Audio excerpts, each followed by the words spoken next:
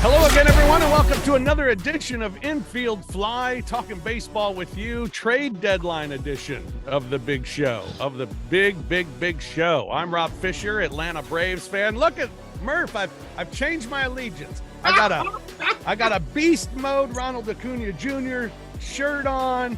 I got my Braves hat on. Braves fan. My team, the Cardinals, have decided to call it quits, so I've become a Braves fan. Say it ain't so. Say it ain't so. Keith Murphy's here. He's a Cubs fan. I used to hate the Cubs. Really don't care about them anymore until this weekend when we take you on. So we got to beat you. We got to put you to sleep, basically. And Lang Whitaker, he's a bandwagon Braves fan. Hello, Lang. How are you? I'm well. We just shut down Shohei Ohtani last night. Sure did, yeah. So I'm feeling good about the Braves. That's the big story this week is the trade deadline. We'll go ahead and start there. And I think the biggest story of the trade deadline was Shohei Ohtani remaining with the Angels in Los Angeles, which means he'll be a free agent at the end of the season, which, by the way, sources tell me the Cardinals are in on him. So that's interesting. Yeah. But Shohei remains with the Los Angeles Angels. I'm not surprised that he remained with the Angels, but now I'm pretty excited about the rest of the season to see what they do. They made some moves to try and improve the team around him. You hope you get Trout back at some point, and then you try to sign him at the end of the year. I think the next 6 months have become really exciting to follow and enjoy what's happening in Los Angeles with the Angels. Yeah, I like the moves that they made, actually, getting the White Sox guys over there. They really needed some help with their pitching. I like the gamble, man. I mean, listen, you don't give up talent like that. You try your best to hold on to them, man. This is a once-in-a-lifetime type player. So if the White Sox trade pans out, if they're able to, what are they 3.5 or something out of the wild card or something like that? Yeah, I think it's 3.5. Let's see. Yeah, three and a half, right? Just three. Oh, I mean, hey, just go for it. I have no beef with that. I like the move. Lang? I think the big loser here is the Rockies. Feels like everybody took everyone from the Rockies. Like the Braves and the Angels pillaged the Rockies. The Angels are like, I've been watching them the last 2 days. They're not terrible. They're pretty good. Yeah. There's some wonky things about them, like the 6-man rotation's kind of weird, but they have a lot of good players. It's weird that Phil Nevin now looks exactly like Mike Scioscia. I don't know how that happened. He does, doesn't he? It's strange. Like I was watching the game last night and they said something about Phil Nevin and I was like, wait, that Mike Scioscia? But I think they're pretty good. We'll see what happens in the offseason with the Angels, but you got to give them credit for trying at least. Yeah. Yeah, I agree. And if the Angels pull this off and they're able to re-sign Shohei Ohtani, it's pretty amazing to think that the guy who was regarded as the best player in baseball, Mike Trout, they were able to sign him to a long-term extension despite the fact they had no success, and they're just kind of stuck in Anaheim. They're the other team in Los Angeles. Yeah. And then to be able to come back and do it with Shohei Ohtani, this once-in-a-generational type of player, that would be pretty remarkable for a team that really hasn't done anything. Not really hasn't done anything. They haven't done anything. Yeah, don't forget the GM of the Angels is the Braves' former assistant GM. And he's only been there for a little while, but I feel like at least they're trying. The easy thing to do would have been to flip him for 200 prospects. I mean, even that might not be easy, but it seems like that would have been like the thing to do. And you can say, oh, we're rebuilding and we're trying to figure it out. Yeah. But to do this, like to try and double down and go for it, like you gotta at least respect it, I guess. Yeah, you don't want to be the team that trades a talent like that. Yeah. Right. You just don't want to go down in history as that team. You want to, the whole Babe Ruth trade thing years ago, that's like folklore now when you think about it. But modern times, you just don't want to be known as like, oh, we just couldn't handle it. We just had to trade him. No, you didn't have to trade him. He never said that he wanted to leave yet specifically. I know other teams are bidding out there. I know that the Yankees are out there, the Cubs are out there. Seattle has been a weird team that I've been hearing things about. The Dodgers, of course. So we'll see how it happens. Yeah, I think it'll be a lot of fun to watch. But yeah, the Angels, they did say, I mean, they showed it that they're going for it and trying to make the postseason. They acquired Lucas Giolito from the White Sox and reliever Ronaldo Lopez. Then they went out and got from Colorado, like everybody else. They went shopping. Randall Grichuk and CJ Cron both come to the Angels. And while not big names, I think fielder wise, lineup wise, I think better than what they had. I mean, that's Yeah. It's their depth is better, and their lineup got a little bit better. They got Moustakas a little while back from Colorado as well, and he's been playing first. He's been playing third. So I like what the Angels did. 3 games out, that's going to be tough, especially because of the teams in front of you. Boston's playing well. Toronto, you expect them at some point to play really well, and they were very active at the deadline with the Cardinals in particular. Houston just got guys back, so they're going to be much better. And then Texas making the moves that they did. So it's going to be tough for the Angels, but they're going for it, and I think that certainly shows they're going for it without being stupid. They didn't make any stupid moves. Right. They'd made Exactly. moves to get better, and I think hopefully that's good enough to impress Shohei. The biggest move that was made, 2 of them, Verlander and Scherzer, both leaving the Mets. Verlander going to the Houston Astros, Max Scherzer going to the Texas Rangers, the 2 teams that are neck and neck in the American League West right now. And the other one has got a stranglehold on a wild card spot too, but you want to win the division. Which one makes a bigger impact? Which one's a better move? Verlander or Scherzer? I like Scherzer more. I just think that he's angry because he's always angry, but he's really angry because I just think that he just felt like he wasted his time at the Mets. And I think that he's going to be in a situation where he can just prove that who he is. Like he's a future Hall of Famer. The man is like, what is he got, a 9-5, 9-4 record? He's not that bad. It's like what, a 4 ERA. So I think he'll work out fine. I'm not so sure of the other trade. It's funny because I feel the opposite. Oh wow, okay. Why is that? Because Scherzer's just a jerk. Like he's always complaining. His arm wears out every year. He's hurt all the time. Like, and the way he's like addressing this whole situation with the Mets too, like going to the media after the games and talking about it. Like they couldn't wait to get him out of there once he spoke to the media. Oh no, he's a terrible. Listen, Lang, I know he's a terrible person. But that's why I'm saying, like, that's why I think, like, why do you want to add a terrible person to a team you're trying to make the playoffs with? Like at least Verlander like can be mildly political, and you know, look, he's been hurt too. Like I get it. Neither of those guys are what the player they were 3 years ago. They're both overpaid for what they are right now. That being said, like Verlander's done it before, and you know, in that with that team in that place. And I just feel like Scherzer, you're bringing in like this crank. Like, come on, at least Verlander will come in there and try and be a good teammate and be a nice guy and all that stuff. Scherzer's gonna show up. Verlander did it last year. I mean, it's not that long ago, and you know, going back to a place where you're comfortable and a place that you've won.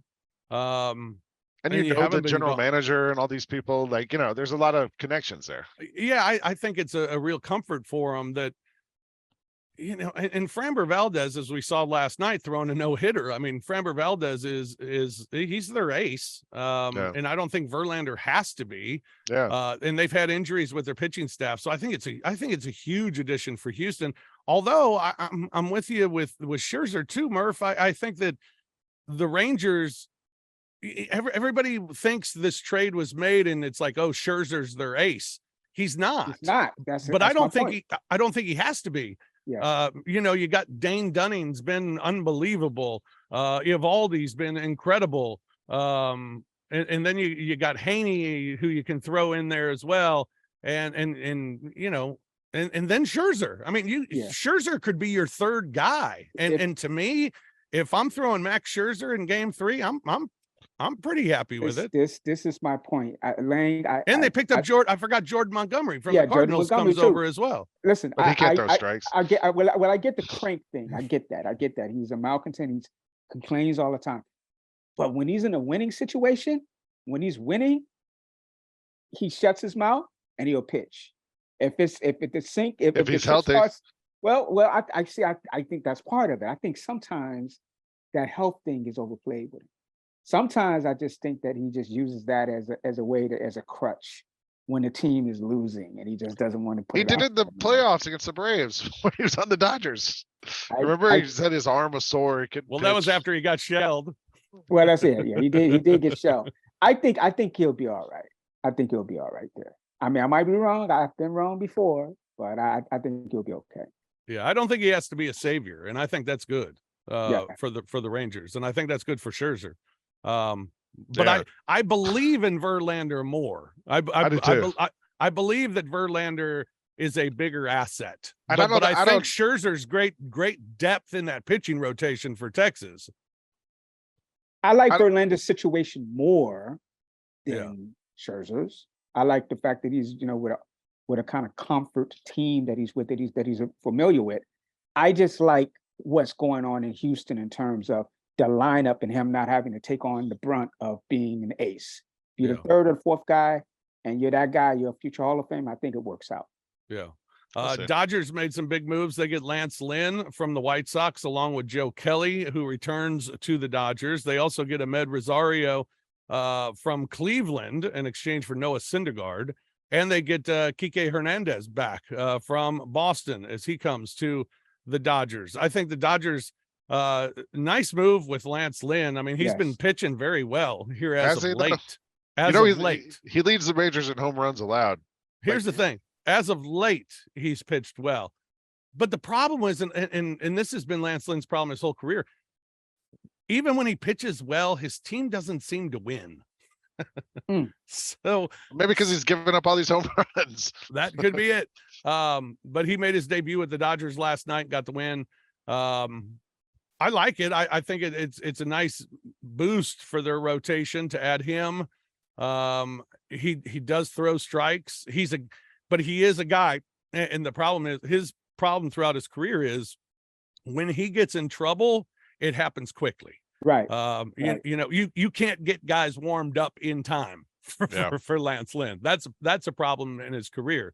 But I think as a fourth starter for the Dodgers, I think that's a big move. And then all the other guys, it's what we were talking about earlier with the Angels, a lot of depth that they just added to that team and really solidified their spot in the West, which they've kind of retaken here in the last couple of weeks.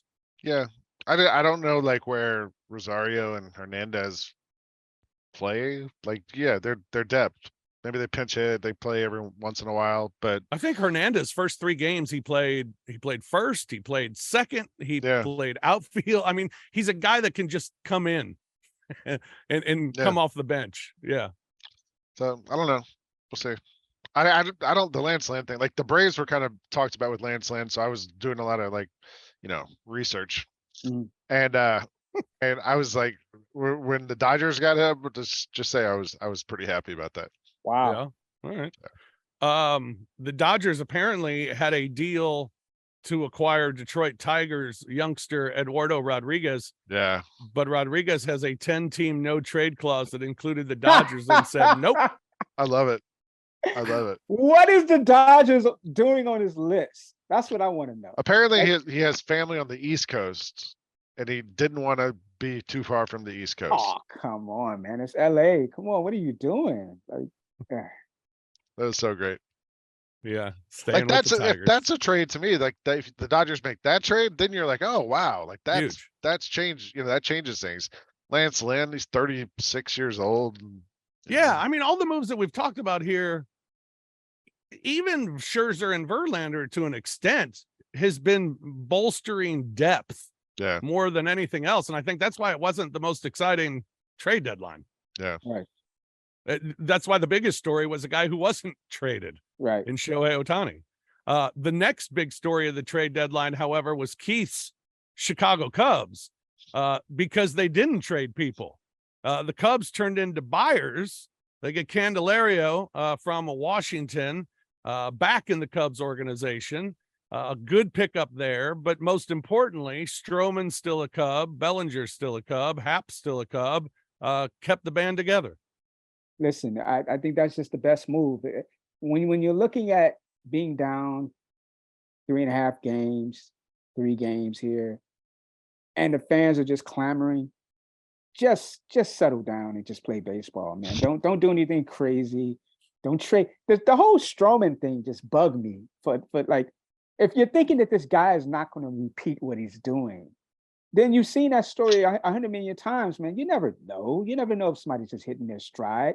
As for Belly, listen, man, we got that guy. We got the Atlanta Braves thing going on right now, where we can just try to sign this guy for like chewing gum and some beer, 20 million a year ain't chewing gum. Well, it's chewing gum to him because that's a former MVP, man. That dude should be making crazy amounts. Man. I think he's going to next year.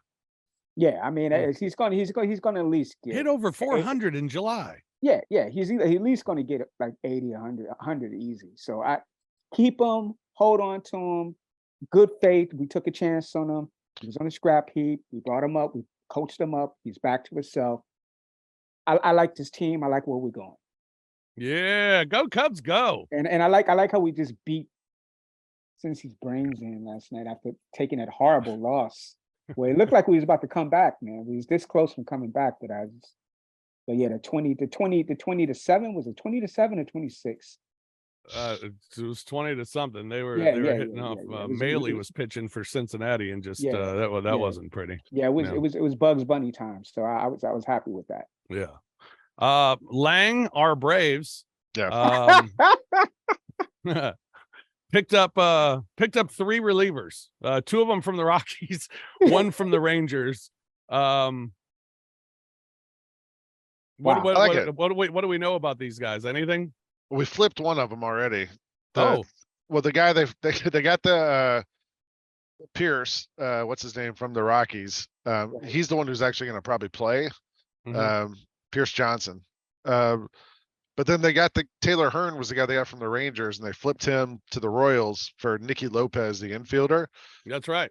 I think the big one is they got Brad Hand from the Rockies. Like that's a really good left-handed pitcher who can like eat up innings. And the thing I saw was sort of comparing him to a couple of years ago when the Braves traded for Richard Rodriguez from the Pirates, and he ended up like pitching a lot down the stretch, like the last month and a half of the season. And then, but by the time they got to the playoffs, World Series, he wasn't even on the roster anymore. I think for Brad Hand, worst case scenario, that's what he's going to do, is just come in and pitch a lot here the next month and a half, 2 months. But I think he'll be good enough to play. The bigger thing is like they didn't trade for a starter, and that's what everyone was kind of hoping they would do. I think they didn't like Lance Lynn, didn't want to pay for Verlander or Scherzer, and they get Max Fried back this weekend. Right.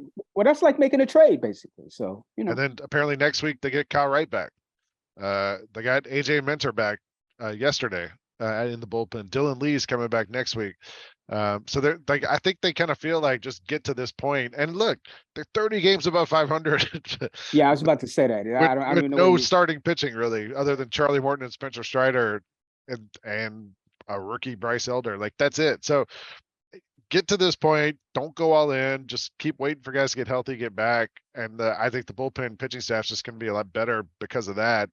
The infielder they got, the Nicky Lopez guy, is just like a defender in case somebody gets hurt or you need like a late inning defensive replacement. Offense isn't the problem for this team. It's pitching and defense, and I think that's what they went after. Can I give you a stat that probably none of us understand? Go ahead. Lopez, Nicky Lopez, who came over from Kansas City, leads all players in outs above average since the start of 2020 season. I don't understand that. Yeah, that's a head scratcher. You got to explain that to me. But apparently he can play like every position. Yeah, and he's listed as an infielder. Yeah, and so they like that a lot, and I'm good with it. Like I really like. It's easy to look at it and be like, oh, we should have went out and traded for a pitcher, but like I don't want any of those guys that they were talking about. I don't want to spend $60 million on Jack Scherzer, Flaherty. Verlander, Flaherty, any of those guys. Like, I'll take what we got and let's just keep figuring out a way to win all these games and hit a lot of home runs. Yeah, the Cardinals. It was weird. It was a Your weird former team. My former team, the Cardinals. It was weird. They were one of the big teams at the trade deadline. Got rid of 5 players on the active roster that they dealt out. First time that I really remember in my life. I mean, I'm sure it's happened before because Cardinals had some lean years in the 90s. But where the Cardinals just were absolute sellers. And to see it happen was kind of it was interesting. But what's weird is they trade 5 guys from the current roster, and I don't think they got any worse as a team. Like, They actually opened up some spots. Fish, what are the fans saying about? Were they shocked that they turned to sellers? Because I was shocked. I was shocked at the amount of players that they were dealing. No, because they at least held on to what you think is still a good core to hold on to. Goldschmidt, Arenado, the young guys, Walker, Gorman, Contreras. So The fans understand it because it's the best fans in baseball, right, Rob? Yeah, they are the best fans in baseball. Just ask them. No. So I'm sure they understand. No, they don't understand. They're upset. They want the president of the team fired. They want the general manager fired. They want the manager fired. They want everybody fired.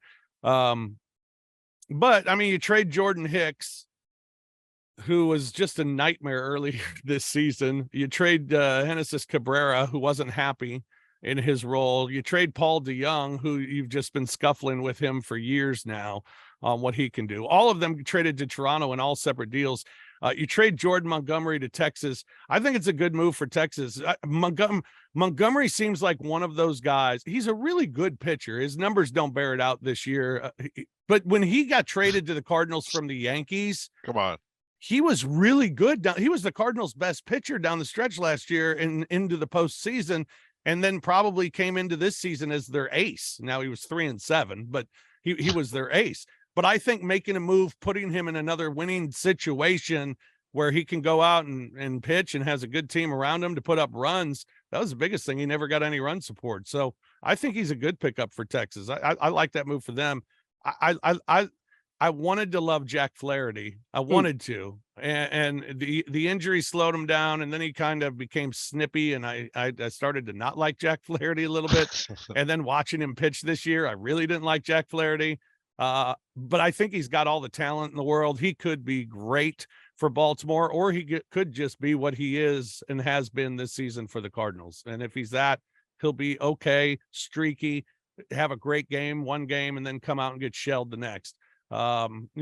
He's that type of guy. So I don't mind any of the moves. Cardinals need to do a lot better picking up pitching in the offseason. I mean, they've got to pick up pitching. They have no pitching. I mean, Wainwright is now all of a sudden maybe the ace of your rotation. He was at the start of the year.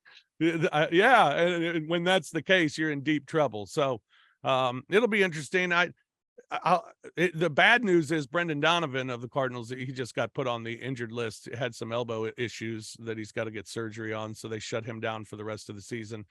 Because I like watching him play. You just got to find a position for him. But I'm excited to watch the rest of the year. I hope Ollie Marmol, manager of the Cardinals, puts these guys in who are supposed to play and who are going to be your future, puts them in and plays them every day. I mean, last night it already started. Gorman's not playing because he's got a back issue, and then he's DHing Walker. And I'm like, well, if Walker sucks in the field, play him in the field the rest of the year. Let him play. Play him at first base and let Goldschmidt DH. Do something to find a position for Jordan Walker, because you need a position for him. And Gorman's got to play every day. And, I think there are a handful of guys that need to play every day, and they're part of your rotation. And then the other guys, you need to figure out who it's going to be. What's sick to me about the Cardinals right now, I looked up the last 3 weeks of the season, and I stopped after 3 weeks because it was just a tedious process. But the Cardinals had not played the same lineup 2 days in a row in over 3 weeks. And I stopped looking because I didn't want to look anymore. But 3 weeks, you don't play the same lineup in back-to-back. I mean, that's just And you're talking about completely different lineups. Like Nootbaar hit first, he hit fourth, and he hit seventh in that span. And it's what are you doing? I mean, guys need to know where they're hitting. Guys want to know where they're hitting. They want to know where they are in the lineup, and it needs to be consistent. And the Cardinals just have done nothing consistently offensively this Can we season. talk sucks. about your Cardinals and your former team, the Cardinals, and Keith's team, the Cubs, had that little incident last week that we never got a chance to talk Oh about. my God. And Well, the Cardinals broadcasters were outraged. I know.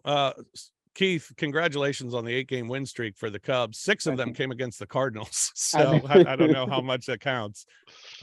Yeah. So for people who didn't see it, Miles Michaelis is pitching, and was it Happ? Yeah. That's it. Okay. Happ is hitting. Hit Contreras, right? And he swings through, and in his backswing, he cracks Contreras right on the side of the head, the Cardinals catcher. Contreras goes down, ends up having to leave the game. Yeah. Because he's got a contusion on the side of his head. So he has to leave the game. So Michaelis throws a pitch inside that misses. And then he throws the next one. No, he didn't throw a pitch inside that misses. He throws at him, but doesn't hit him. Misses. Okay, yeah. Throws. But he throws at him. Like Yes. he throws it like close enough to back him up and make him Correct. duck and all that stuff. And then the next pitch, he hits him in the rear end. Yeah. Now here's what got me about the Cardinals announcers, and I love Chip and I love Brad Thompson. I think they're great. I love them.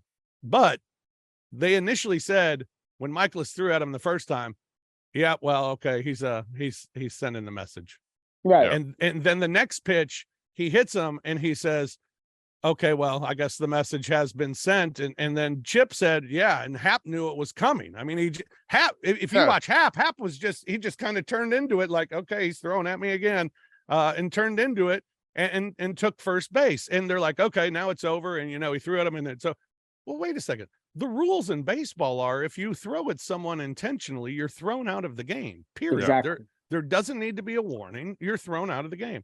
They throw Michaelis out of the game, and the Cardinals, so now Chip and Brad go absolutely insane, screaming, how can you throw him out of the game? It's over now. You just let him go. Well, no, that's the rules. They should and I agree with the rule. You throw intentionally at someone, no warning needs to be issued. You're gone. And Michaelis was rightfully thrown out of the game. I mean, the fact that he threw at him first time, and everybody knew he was throwing. I mean, I was screaming at the TV. Right. But then you hit him the second time. So basically what you're saying is, you all know that I tried to throw at him. I just missed him. Now I'm just going to hit him. I'm just going to intentionally hit him. You can't complain about that. Like Chip was driving me. I just love the way we silenced him when we snatched that ball, the home run. He's like, oh, it's gonna. You can just hear his voice. Just shut up, man. He's just so annoying. Yeah. And also, the other awful. thing was that when Happ hit Contreras, like you could tell they were friends. Yeah. Like he was actually like trying to tend to him and help him. Like it clearly wasn't intentional. And so you would think, okay, you buzz the tower with a pitch inside, and then everybody just keeps playing, like, But then when you hit him the second time, then you're like, okay, well, yeah, maybe you should throw the guy out of the game. But the crazy part was the Cardinals announcers and like some of the beat reporters and the fans, everybody was just going crazy about it. Yeah. I was like, come on, like we know what happened here, right? Like we all know. We all know he threw at him on purpose. And if you throw a baseball at someone on purpose, you get thrown out of the game. That's why we don't have as many bench clears anymore, or guys getting thrown at anymore. And it's weird that they threw him for that.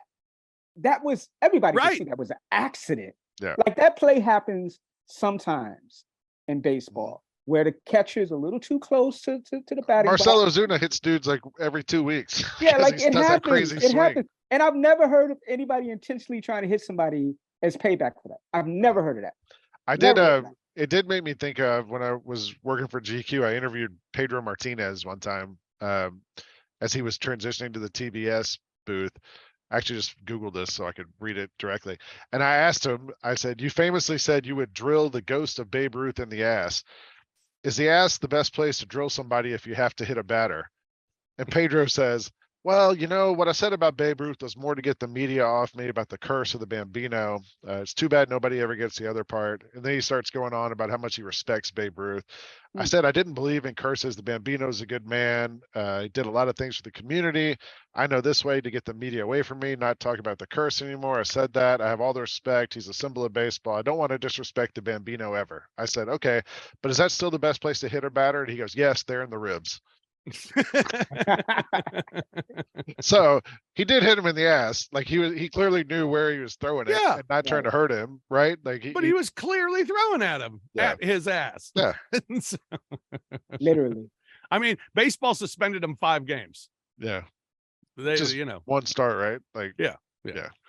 Hey, download the brand new official Grind City Media mobile app. Explore new ways to access your favorite GCM content, like this very show. Yeah. You can get all your favorite shows and series, the news and entertainment, and stay connected with exclusive content at your fingertips. It's the Grind City Media mobile app, available in both the Apple and Google Play stores. Also, Grizz fans, season tickets are on sale for the upcoming, you know, it's almost that time now. It is. You know, baseball trade deadline is here. Football is next. Then you got baseball postseason, and then you got, boom, start of the basketball season. Season tickets are the best way to guarantee your seats to the biggest matchups at the lowest prices all season long.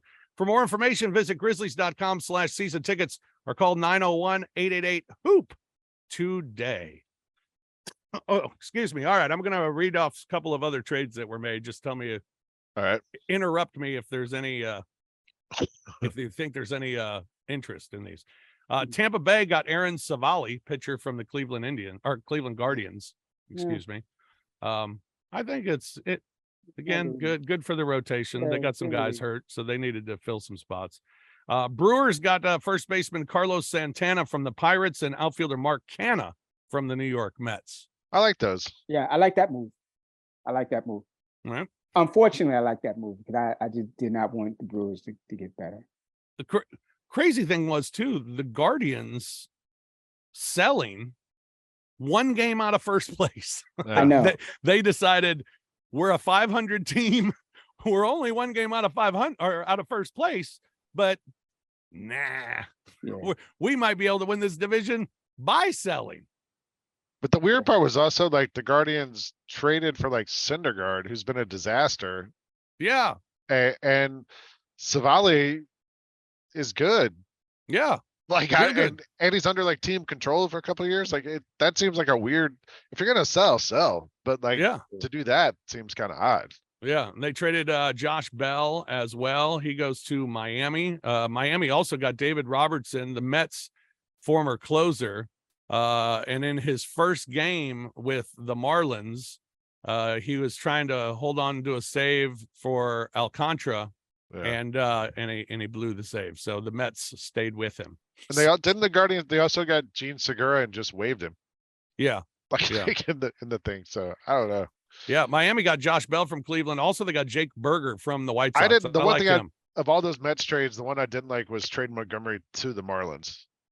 Like at least trade him out of the division. Right.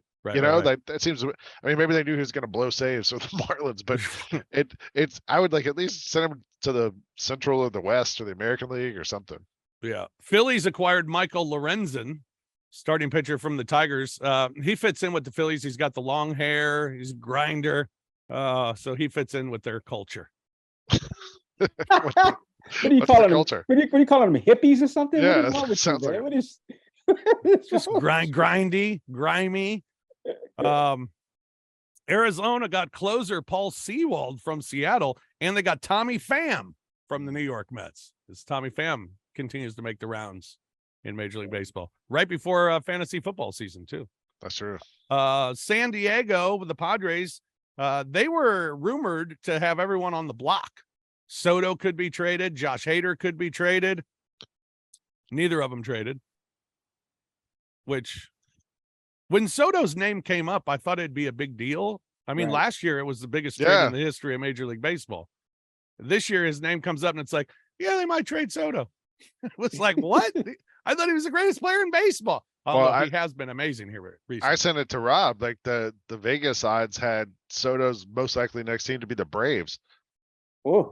Which I texted Rob, I was like, what in the world is this? Like, why in Vegas, they usually, like, where there's smoke, there's fire. They seem to know something when they Right. put out those, they wouldn't just do it.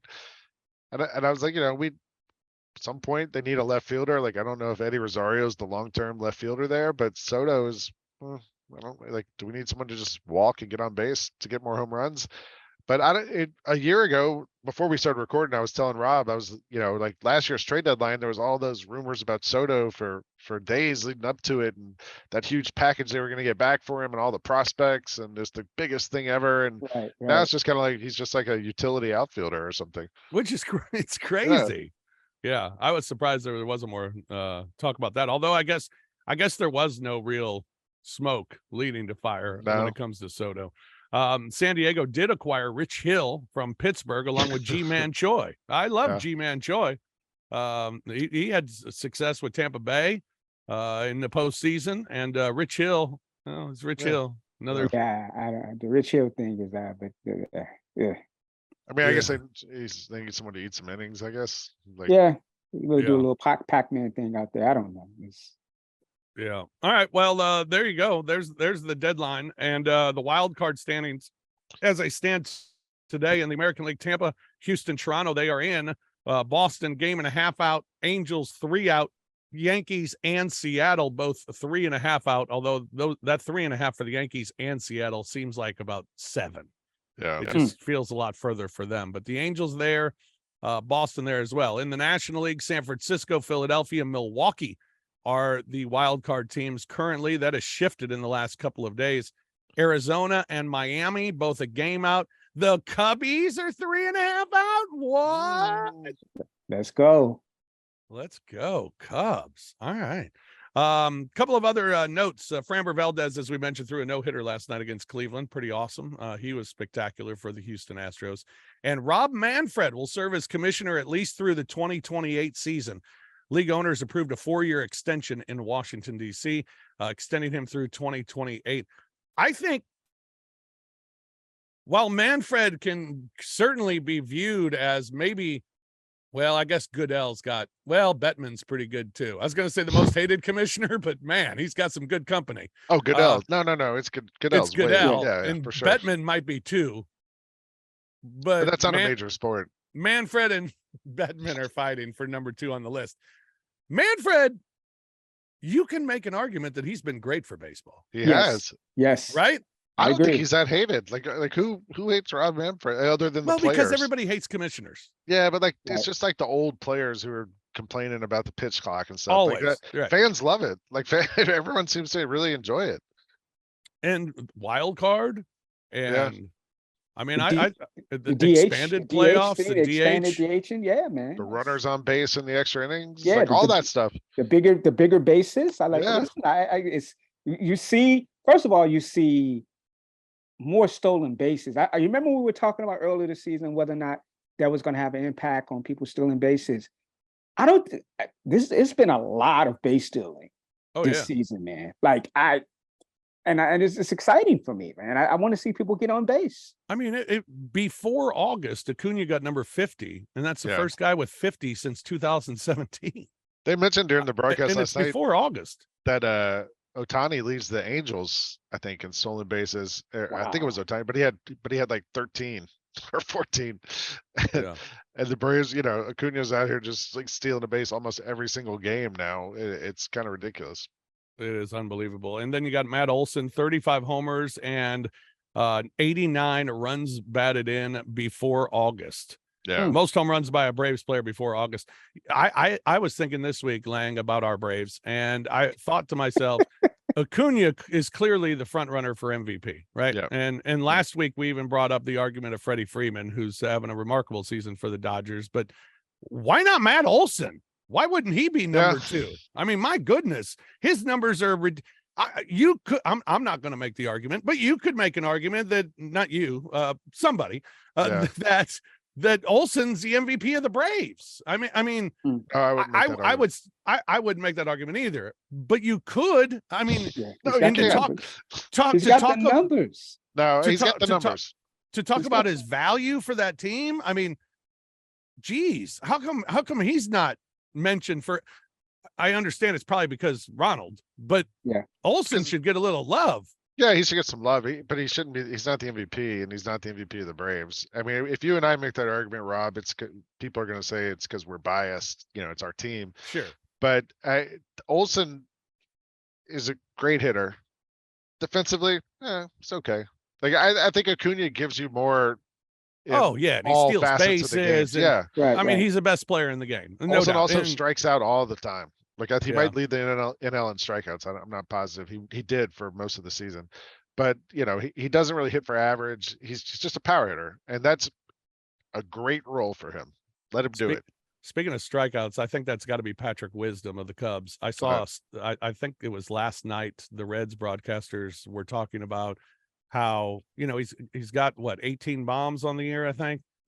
18 home, 92 strikeouts and 218 at bats. Holy crap. That's unbelievable. There was a reason why they were talking about him being on the move.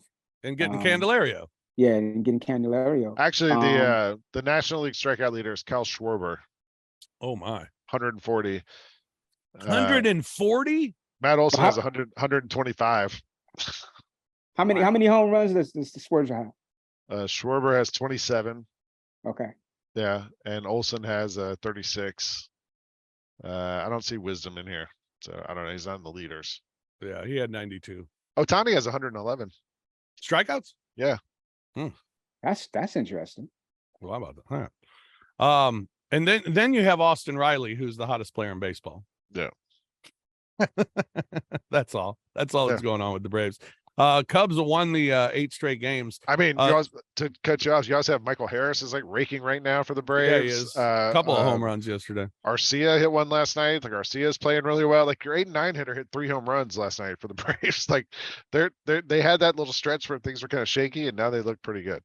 While we loved Marcus Stroman entering July with a 2.47 ERA, 9-11 in the month of July, the worst among all qualifying pitchers. Any concern there, Murph? A little bit. I think maybe he's trying to blow past people too much a little bit, trying to be a little bit more, too much bravado there. Also, I think he might be a little tired. I know people know we hate using that excuse, but he's never been in that situation before where he's like looked at as like an anchor or a horse for a team. So I just think it's kind of getting to him a little bit, but it's other pitchers have been playing pretty well. So it's kind of like offset that. You know? I wonder if the trade deadline too. Yeah, maybe passing can help. Yeah, like not having to look over his shoulder and find a new address. Yeah, that may be the case. Here's some interesting notes from Major League Baseball over the last week and a half. Pete Alonso and Daniel Vogelbach set a new Major League Baseball modern era record for the fattest back-to-back home run duo. 575 pounds. Which is crazy when you think about it, because in the 60s and the 50s and the 40s, there was some big boys. Right. Swinging bats back to back. I mean, that's a crazy. Could have used a better word than fattest, probably. Yeah, you say heftiest, maybe. Say biggest or thickest. Yeah, thickest. Cincinnati's Jonathan India on the injured list. That's bad news for Cincinnati, although they continue to play pretty well and fighting for that top spot in the National League Central. David Bell, meanwhile, agreeing to a contract extension through 2026 with this season that the Reds are having. They are 28-14 since Ellie made his debut, Ellie De La Cruz. The New York Yankees, Aaron Judge has come back at his first home run since June 3rd. In his second game back from toe injury. Now their lineup needs to get going. Anthony Rizzo has been terrible. Yeah. Terrible. It's and Giancarlo Stanton is embarrassing to watch. What Stanton, we're kind of used to that roller coaster thing with him. The Rizzo thing is crazy to me. That's nuts to me. And it's wild that he hasn't really gotten that much blowback from Yankees fans, because I think because Judge has been out, that is kind of like, oh, people are worried about Judge and not really worried about what Rizzo's doing over there, which is nothing. Yeah. I mean, they got a weird lineup. When Harrison Bader's hitting 4th for you, that's kind of weird. So maybe Judge will be able to get that lineup going a little bit. Toronto's closer Jordan Romano has an injury. He's on the IL with back inflammation. That's one of the reasons why Toronto may have picked up Jordan Hicks from the Cardinals to be a closer. Good luck with that. But Bichette got hurt for them too, right? Well, that's all right. They went and got Paul DeYoung. So good luck with that. I think that might, like, I don't know. I haven't seen the prognosis on Bichette, but like that could be pretty big for them. Yeah, no doubt. He's terrific. And but Paul DeYoung, let's see if change of scenery might get him going. Sure. The Astros, Jose Altuve and Yordan Alvarez have returned to the lineup. That's huge for them. Texas Rangers, Nathan Eovaldi's got an injury. He's on the injured list with a forearm strain. That happened after they picked up Scherzer. Taylor Ward of the Angels on the injured list with facial fractures as he got beamed. It was awful. Hit right in the face. The worst injury. That's the worst type of injury. Oh, it's terrible. Cardinals fans were mad the pitcher didn't get never mind. The A's had a run differential of negative 255 after getting shut out in their last game of July to Colorado 2-0. Only the 1911 Boston Rustlers had a lower run differential prior to August in the modern era. Do we have a picture of that jersey?